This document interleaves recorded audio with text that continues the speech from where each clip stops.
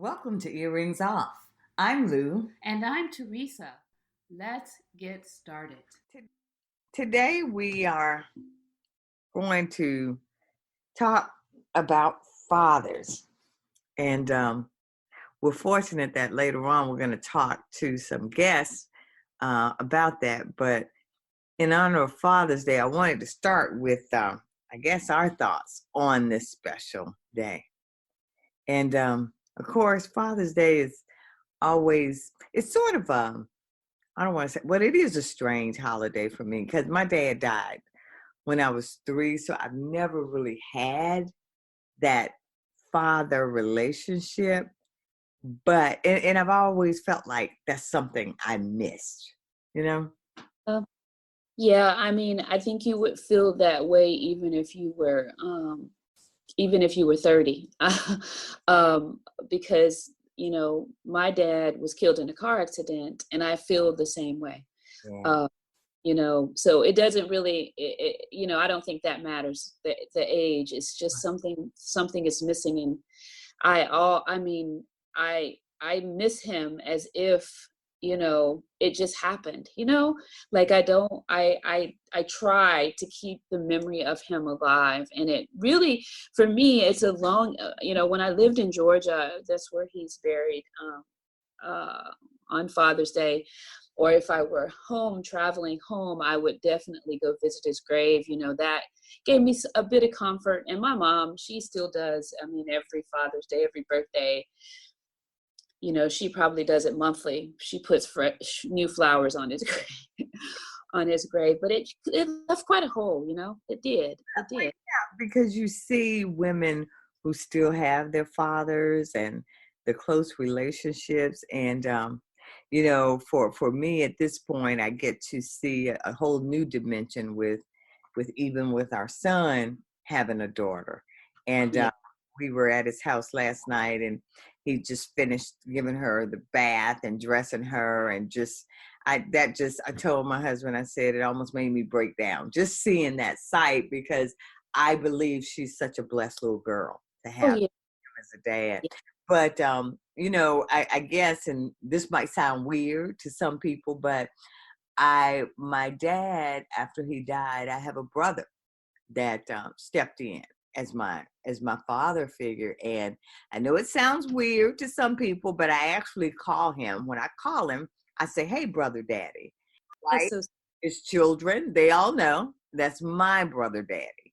And because, and looking at it now, it wasn't that he wasn't even that much older than I am, but after my dad died, he was the one that sort of got on alert to take on that role, to be my protector, to check me when I was wrong, and a young lady sort of hanging out a bit too much. He had no problem with fulfilling that role. So, I was just talking about my father to my daughter last night, and she actually came in with a really corny joke to share with me, and I told her, which I've told her before, about the fact that we used to have joke of the day. That's something that I totally miss with him, because the joke. You and your dad. Yeah. Yeah. Speak to each other, and he'd have a joke, not every day, but most days, a few days, every week for sure. And he would have a corny joke, and then I would try to have a corny joke. Well, I didn't think they were corny jokes. Yeah. But I shared a couple with Nia, and she was like, "Yeah, they were corny." He was such a funny guy. He was a character, and I didn't know. So it wasn't until his funeral that I realized how much so. I thought that was a thing in the house that was ours. Yeah. But it turns out, people really, really liked him for that. Yeah. At the funeral, that's how I found out that. I was like, oh, I thought that was just our special thing with him, but he was a character, and I miss him. You were the only girl, so you were a daddy's girl. Yes, I was a girl dad. He was a girl dad for sure. Oh yeah. Yeah. Daddy's girl. I mean, it was almost like I was one of the boys when it came to him. I mean, I went fishing with him. I didn't actually go hunting with him, but what I did do, he took me out at the beginning of hunting season with him to set up his stands in the trees and just to scout out where he's going to hunt in the woods. So we did a lot of outdoor activities together. So, And and what what men say about what we now know about, it's so critical, that relationship with dads or with, in my case, with my brother, because that set the tone for me as a woman, as a girl, in terms of my value and how I was to be treated and valued in relationships. So that's just so important. And yeah, so we look forward to the discussion today, and I know it's going to be a rich one. You ready? I'm looking forward to it. Yeah, we have some great panelists today. We do. So we're going to go get started.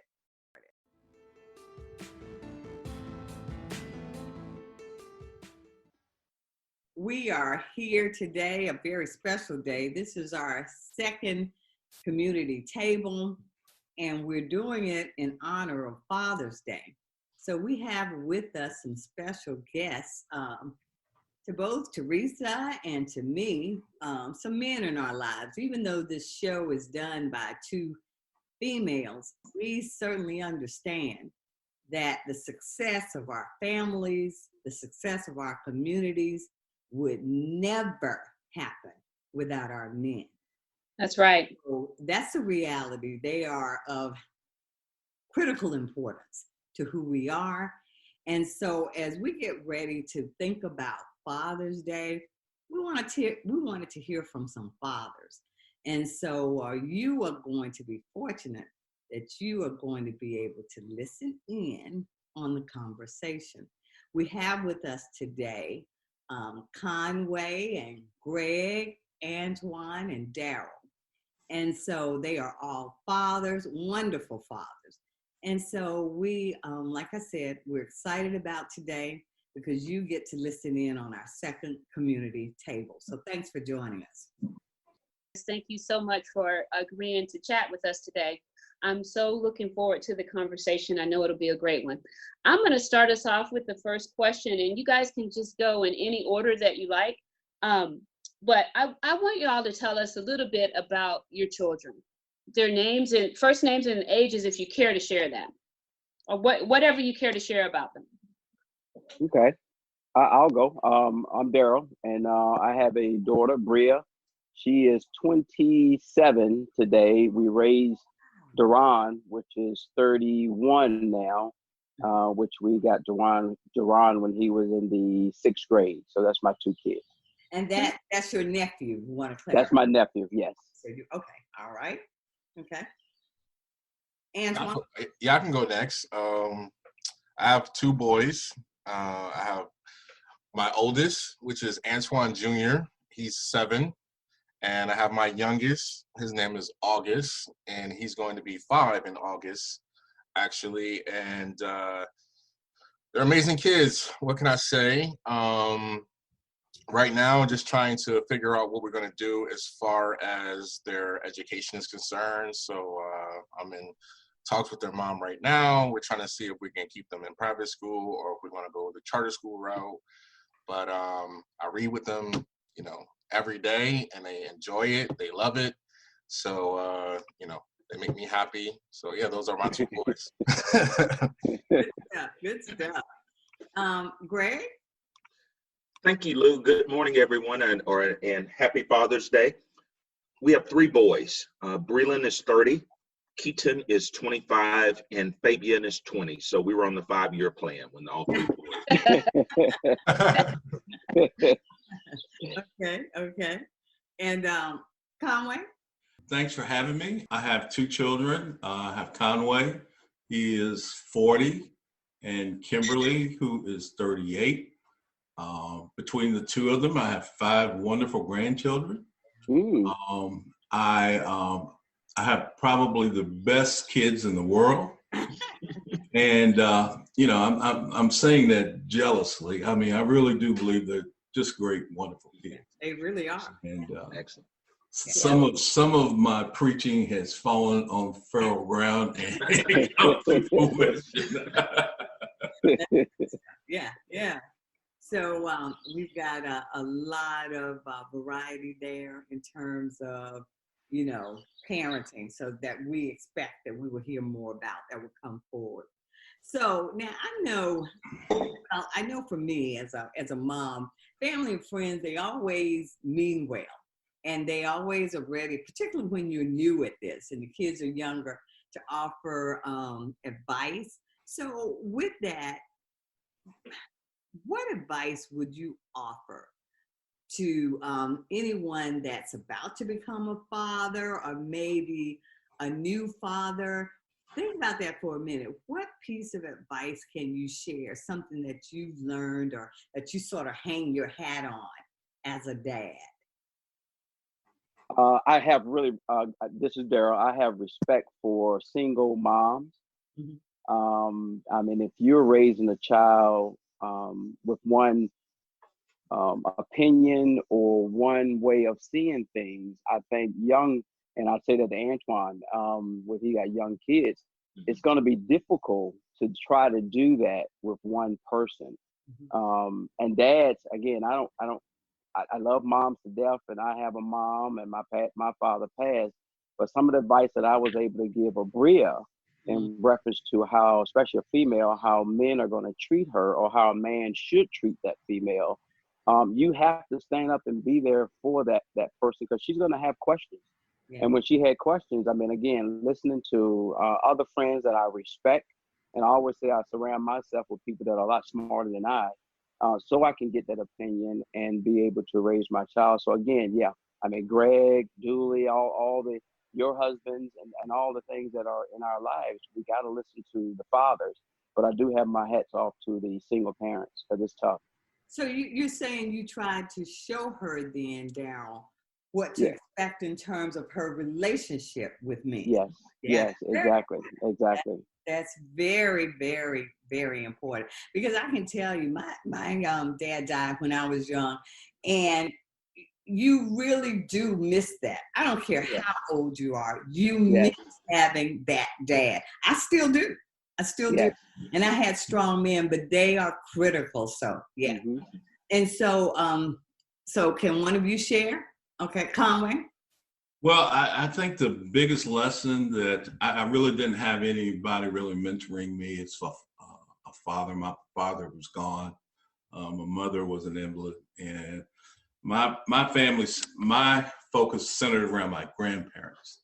So I took a little bit of everybody that I knew to, I guess, pattern my life after.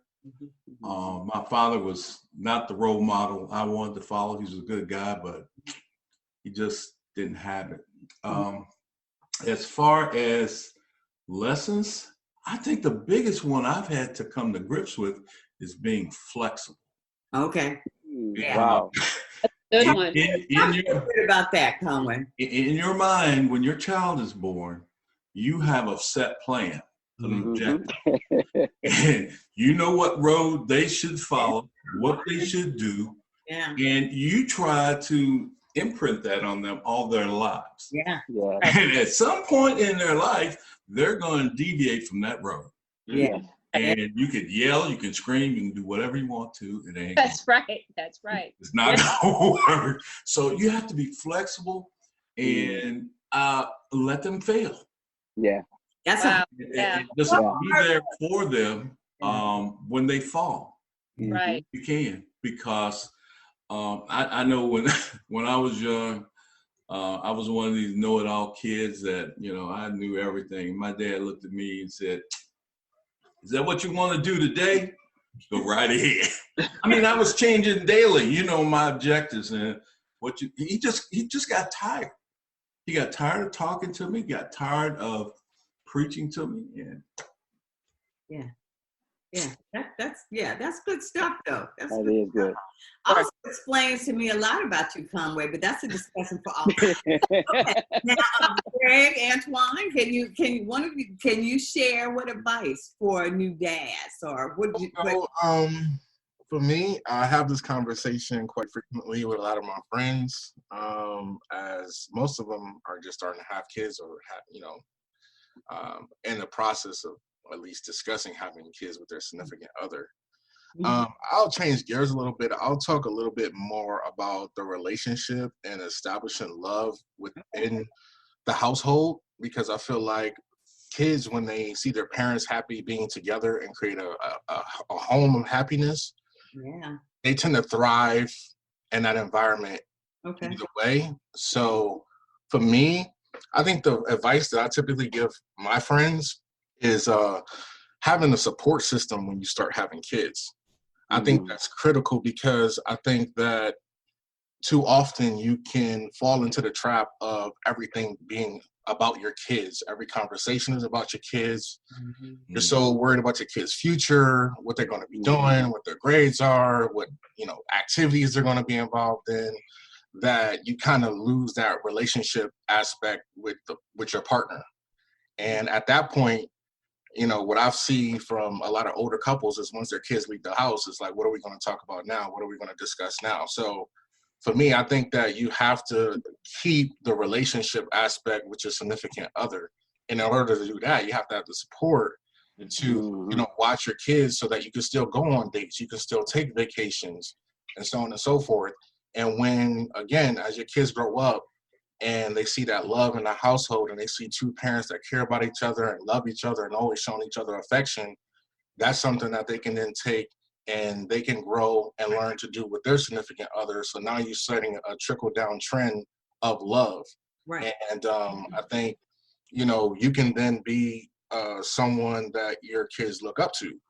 Right. And if your kids look up to you, your kids respect you, they're more likely to listen and take advice on what you have to offer.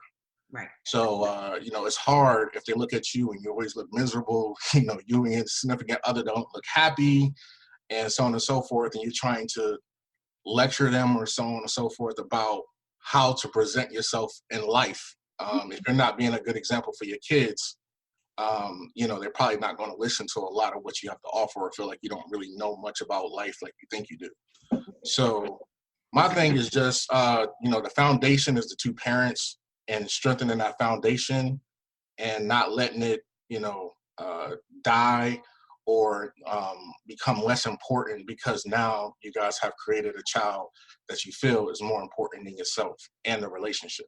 Right. So that's something that I typically offer to my friends. And that's good. And Greg, we're going to get to you, but Antwon, I wanted to follow up on something because I know you're in med school, and I can only imagine the rigor, how rigorous that is. So, how have you been able to communicate about that with your boys, with them being so young, to make them understand that what Dad is doing now, how the importance of that, and maybe them not having as much time because of your demanding schedule? Very, very, it is difficult. My kids are in Maryland. I am here in Boston. When I first moved to Boston, I was periodically going to visit them, to spend time with them, just to stay a part of their lives. But one thing that I tried to do is I tried to kind of show them what it is that Dad do and why it is that I'm away. So therefore, I would get them and bring them to Boston. I would show them where I live. I would take them to the dental school that I go to. I would show them where I work, my station, I would show them, teeth, and show them that I work on teeth and so on and so forth. And I Zoom with them Monday through Friday for about an hour, and I do reading comprehension with my two boys. So they really, really enjoy that, as I mentioned earlier. So, I use that to then segue into just, ask them, hey, are you brushing your teeth? Are you guys being nice to each other? So it's a lot of fun. And also, I think they also appreciate when I do the reading comprehension with them and so on and so forth, I kind of make it like a game. Mm-hmm. So I see who can get the most right answers, when they read, and I start asking them questions on, what they've read. And mostly it's my older son. He does most of the reading. Mm-hmm. But I noticed that my younger son, he doesn't like his older brother to get more right answers than him. So it creates a way for them to really pay attention, because it is hard to, read with a child over Zoom and, all these other things. So I have to find tricky ways and maneuvers to keep them engaged. So I know that any type of competition that I put with them, that, they're going to participate a whole lot more than they normally do. So, so that, that's basically how I try to stay connected to them and so on and so forth. We call it reading time. They get excited about that. And, but it is tough. I don't want to take up too much time. I feel like I've been talking for a lot, but I will admit that, there are times that my kids call me and they're crying and they telling me that they miss me and they want me to leave and they want me to come home. And those are very, very hard days. But in the end, I do want my kids to have a better life than I have and have access to more things than I have. So as the adult, I have to continue on doing what I'm doing so that they can have opportunities, so that, they're put in a better position to provide for their kids as they grow. Okay, that's good stuff. Thank you. And Greg, I don't want to leave you out. What about the advice, Greg, for you in terms of maybe new fathers or fathers who will soon, expectant fathers? The thing that stands out for me is the importance of building a village. And it's been touched on by some of the other panelists, but one of the revelations that I recall on numerous occasions of raising the boys over the years is I could suggest something to them and it falls on deaf ears, but a person within the village could suggest it and it sounds like the greatest idea in the world. Yes. And so getting them to and being very comfortable with that experience. And so many of you've served in those roles. And I think for me, that becomes extremely important to be able to build that network of trusted advisors who can come in and provide that kind of guidance and counseling as they go through various life. Yes. Yeah. Isn't that amazing though, how that happens? You can be saying the same thing, but they just don't want to hear it. Right. Right. The village is very important. Right. Excellent point. Your kids build up a resistance to you because they see you every day. They hear you, and you're giving them advice, but instead of taking it as advice, they feel as though you're preaching to them. Well, I think that's tough. I think that, but it maybe none of you have had this, but in our household, I think the problem was we were seen as losers. When you're a loser, when they think, oh, with the big L with you, they just don't want to hear what you have to say. Yeah. Yes. So, is that there's the respect there, and but in the back of their mind, they're going loser. So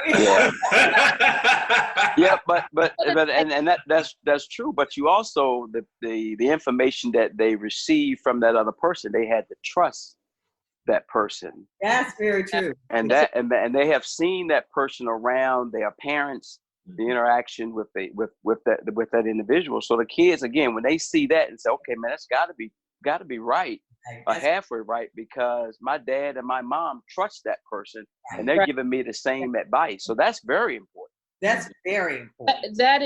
That's true. But not so much losers, but all kids, I think, have this a bit. They think that their parents haven't lived and aren't smart enough. Yes. Well, you're right. But my point is that I found a poem where we were spoken of as losers, but that's a whole nother subject.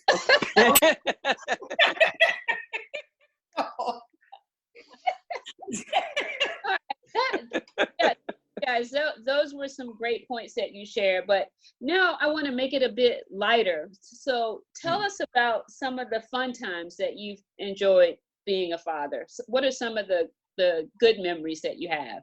Well, I don't remember having a lot of fun with the kids as during my working days, because I was always on the road and always doing something busy.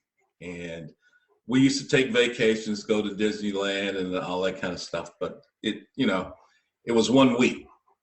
Yeah. I think the most joy I have had recently, or through the period, was the birth of my children, the birth of my grandchildren, and seeing both of my children graduate with a master's. Oh yeah. My job is done. Yeah.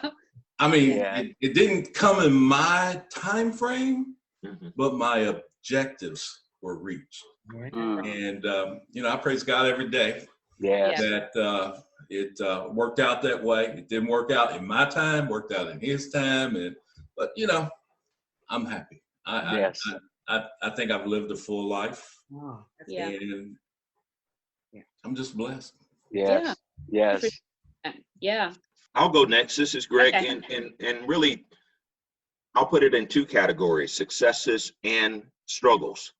Okay. And really, the thing that stood out to me when we think about the successes, a lot of times watching them through graduations and promotions or theater performances. But the thing that really probably leaves an indelible mark on me are when they were going through challenging times, finding their voice, Mhm. finding what they really were passionate about, and to really be there and observe them, and to know that this was not the end of the story. Right. Because it's so easy for us a lot of times. And I recall one of my mentors several years ago talked about how, as parents, sometimes we would always try to create this persona of how great our kids were. And many of them are, as we said. But he said that one of the things that he did one night at dinner, he was with a group of friends, and he says, "Are any of your kids knuckleheads?" Because everybody was talking about them being accepted to various colleges and everything else. He says, "I was behind my fence the other day, and I found all these cans of beer. I could start a recycling." And his kids went on to do some very, very phenomenal things, but he Right. could see them where they were. So for me, it was really about the successes and the struggles. Mhm. Yeah. Yeah, yeah, that's a good point. I agree with that one. This is Darryl. I agree with that 100%. And I'll look at and I go with Abria first. I think one of the greatest moments that I had is when she was baptized. Yeah. Out of nowhere, we were at church and she just walked up and said, "It's time for me to be baptized." I think she was like 7 years old, and I think Pastor White, Reverend White was there, and I think I must have went outside about 5 times crying, thinking that she has taken advantage of something that only she had seen through not only her parents but through her parents, friends, and things of that sort. So I thought that was one of the greatest moments, like success with Abria. And I look at Duran, and I mean, again, Greg has been a definite mentor for raising Duran, because of when Duran first got here, he wanted to go to whatever private school because of his academics. But in listening to others, that village, like, as Greg just said, and giving him advice to go to St. Christopher, I mean, that has been the best moment for us, thinking about how he trusts, again, go back to that trust, advice from a friend of mine. So again, these are some of the great moments that I look at. And again, it has been struggles by far, but those were some of the great times with my two kids. Okay. Nice. So I guess it's on me now. I don't think I have the greatest moment, quote unquote. I just know for me, growing up, not knowing my father, I just knew that my biggest goal in life was to become a father and become a really good father. Mm. So every day has been somewhat of a blessing to me as far as having two kids. But to try to pinpoint a couple moments, I would say obviously their birth. Just that first moment when you see them come out the womb and you realize, well, I created this. I'm responsible Yes. for this. And I think that transitions over into that moment where you notice that they understand the importance of you and the significance of you in their life. And that may come from when you go to visit family and they're seeing new people and they're like, no, where's my mom? Where's my dad? They're not comfortable with that situation. And you realize at that point that, my child understands that I'm their father, Mm. and I play a significant role in their protection and everything else like that. So I think that too is a great moment for me. Is also just watching them grow and develop and learn new things. I'm always amazed to see them, from the time I left to where they are now.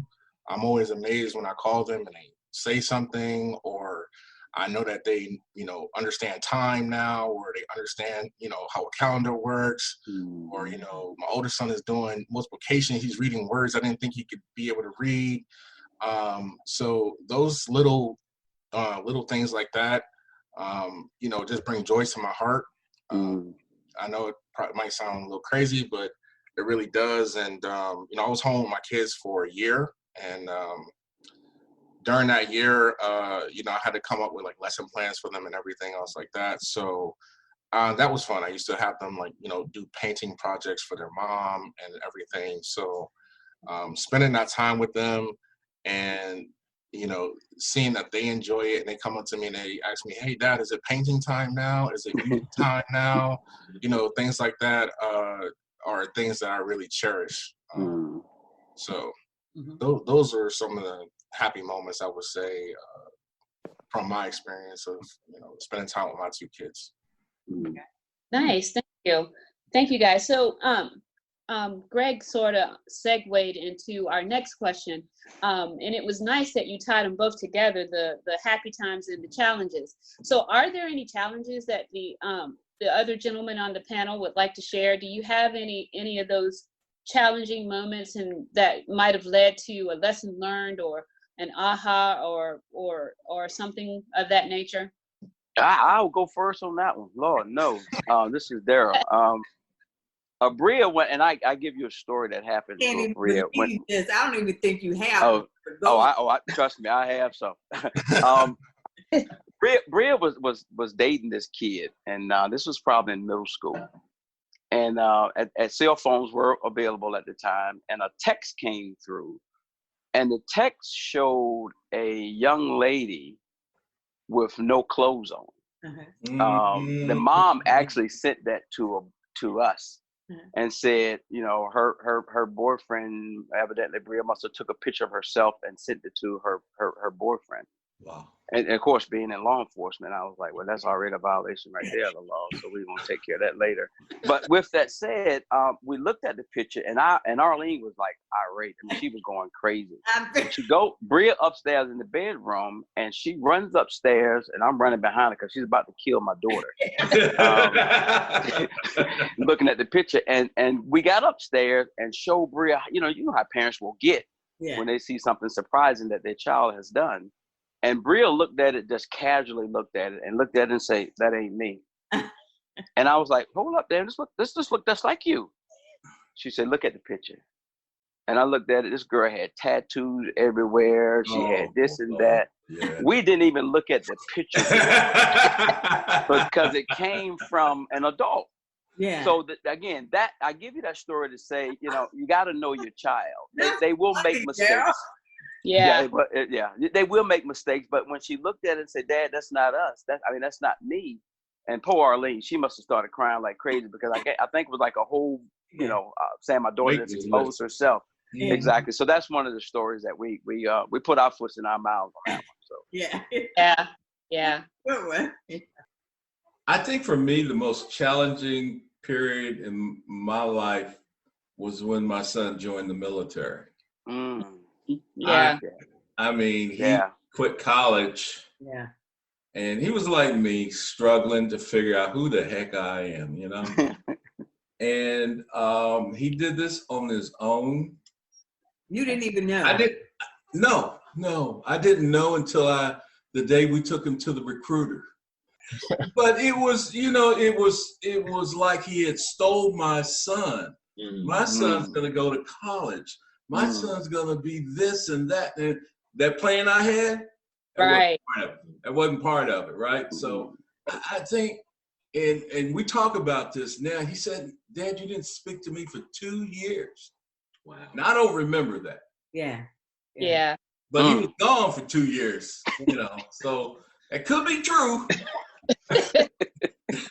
But, it seemed like all my life energy was sucked out of me at that time. And he didn't understand when he served, I served. Exactly. And back then, the news was full of all this crazy stuff going on in the Middle East, and anxiety sets in. Yeah. Sleepless nights set in. Yeah. And, you know, it was a very challenging period for me. Wow. Thank God I got through it. My village helped me out. Yeah. Church was, I guess, my anchor. Mm-hmm. And I got through it, man. But I still, to this day, go back to that period of time, and I hope nobody ever has to go through that. Yeah. Right. Yeah. That's hard. That's hard. Yeah. Teresa, I know I talked about it earlier and shared some of the comments, but raising 3 boys, you get a lot of challenges. So I will. No, you need to try a girl. Hey, there were 3 boys in my family, so I know that's a challenge. But the thing that stands out too when I was thinking about it was being patient during times of rebellion. Yeah. Because everybody's going to go through it. And the thing that I always reflected on was Psalms 27:13, where it says, I would have lost hope had I not believed that I'd see the goodness of the Lord in the land of the living. Yes. And so when you have that hope in your spirit, then as they go through those things, you know it's just a moment in time. And it helps you keep those things in perspective. So, and that's been for each of them in their own ways. And rebellion could be not doing your homework. Rebellion could be having other things. So I think sometimes we can put it on a really big pedestal, but there are a lot of things that you do, but you just have to be patient and know that things are going to be more positive on the end. Yes. Yeah. Absolutely. Wow. Yeah. And Antwon, you've got little ones, but you talked about your challenge of just you staying in your program and them being away, and so we get that, certainly. Yeah, definitely. You know, obviously that's a challenge in itself. You gotta, you know, you always question. I'm going on 3 years that I've been away from my kids during, I would say, during a critical time period of their development. And you know, sometimes I do ask myself, is it worth it? Being that, you know, I'm not going to have the type of influence over my kids that I would like right now. Yeah. And I know that their mother and I, although, you know, we have a general idea of how we want to raise our kids, we do come from 2 different backgrounds, and we look at things completely different sometimes. And, you know, there are challenges in that, you know, sometimes when I would FaceTime with my kids, I start to see them developing habits that I feel like need to be checked. And maybe their mom doesn't think they need to be checked. So that becomes a challenge because it's like she's there with them full time. I'm not. So in certain situations, I kind of just have to let things play out the way that they will. And I think my biggest fear is that by the time I finish this program and I do get a chance to, you know, live near my kids, they may be kids that I wouldn't necessarily wished had the habits that they have. And, you know, I don't know if I would have enough time to come in and correct those habits, and if I would get the support from their mother to correct those habits. So that's definitely a challenge, and it kind of takes away from the mystique of being a father and having boys, because you almost want your boys to, you know, take from you and understand about manhood and things that you got to face and how you need to conduct yourself in the world as Black men. Yeah. And when they are being raised by women majority of the time, my ex, she has her idea of, you know, how she thinks that they should be raised. And, you know, I'm not saying it's a bad thing, but, you know, she's a nurturer. Right. She tends to capitulate a lot to, you know, the things that they want. And, you know, sometimes I just feel like you got to kind of teach them that they need to earn things and not just always give them what they want. So I say that to say that my kids are pretty spoiled, and that's a tough thing. And that's not something I wanted my kids to grow up experiencing or expecting, because the world can be quite harsh, as we all know. I have had conversations with my ex about, taking on more responsibility once I finish school, as far as having the kids come stay with me, just to, be under a man for, a couple years, and so on and so forth. And I pretty much got shot down with that. So I'm just trying to come up with different strategies now on how to be more of an influence in my kids' lives, and raise them to be proud Black men that are looking to go into the world and really accomplish something, and understanding that it's not just about yourself, but at some point in time you too are going to have kids, and you need to put yourself in a position to give the kids even more opportunities than you may have had.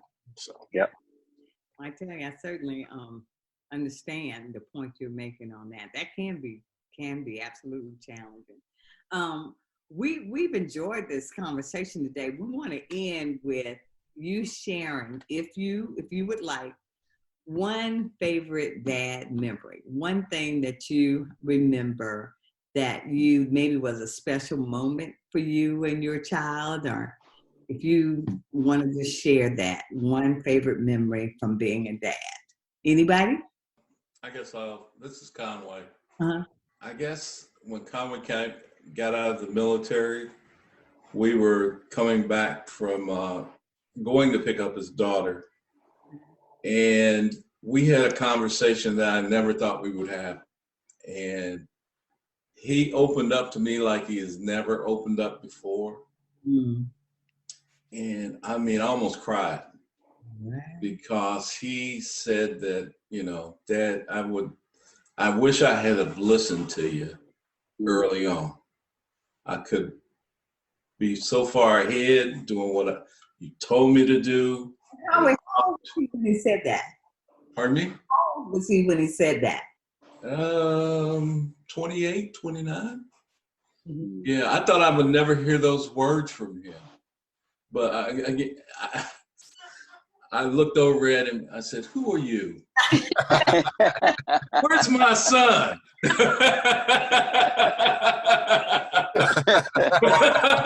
That was the most precious moment he and I have really had together. Yeah. And don't get me wrong, we've been camping, we've done a lot of things together, but I mean, we just meshed at that particular time. Wow. Yeah. Wow. And I will never forget that. Never. Yeah. Yeah. Yeah. So it doesn't work. They do listen, but it takes a while. Yeah.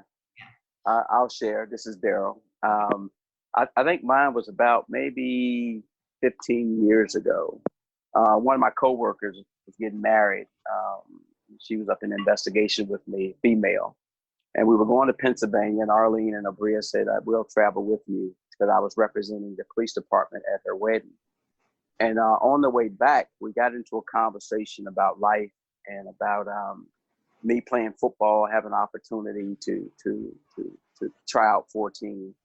And then on our way back, Arlene was saying, well, just wondering if you had made professional football, would we will be together? And Bria said, "Dad,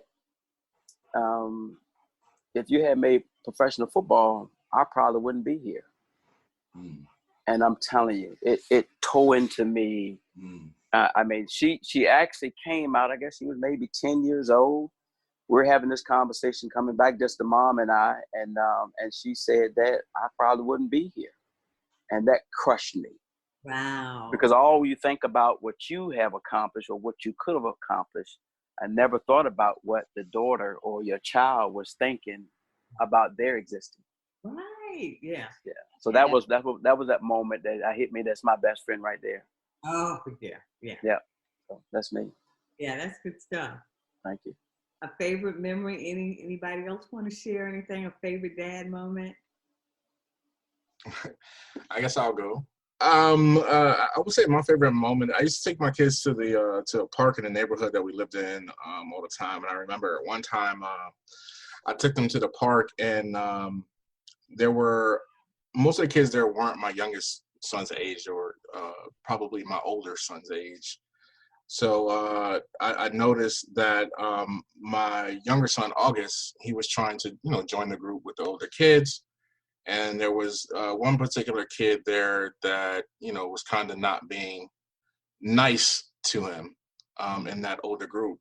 And I didn't want to intervene just because I think that, sometimes kids have to learn a life lesson. But I was extremely proud to see that once his older brother recognized that he was being mistreated, he stepped in on his brother's behalf and said something to the kid. And that was an extremely proud moment for me, because I always wanted my two boys to grow up very, very close. And that let me know that, they're always going to look out for each other and look after each other. And that was my really proud moment. That's good stuff. That is. Yeah. Greg? And for me, I think the one that stands out for me was several years ago. I don't know if I stopped getting Father's Day gifts or if I ever got those.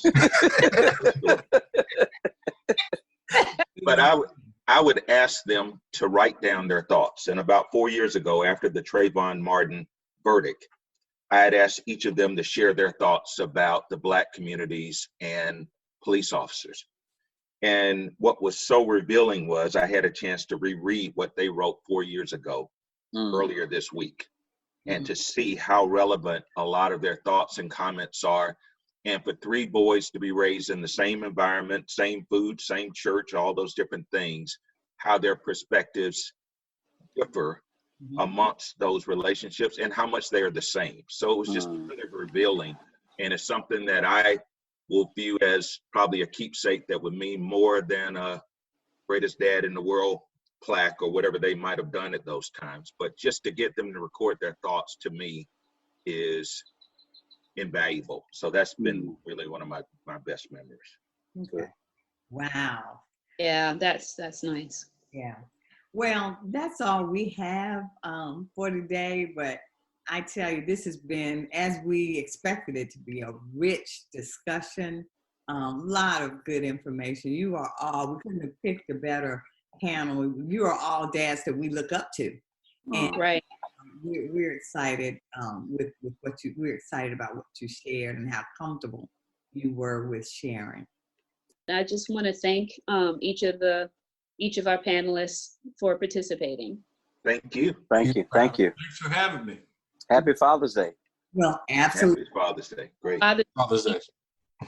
All of you take good care. And again, thank you. Have a good day.